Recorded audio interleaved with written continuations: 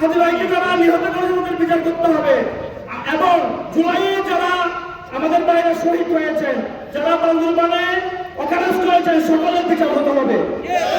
এই বলে আমি আমার বক্তব্য শেষ করছি। ইনকিলাব জিন্দাবাদ, হাজি ভাই জিন্দাবাদ, বাংলাদেশ জিন্দাবাদ।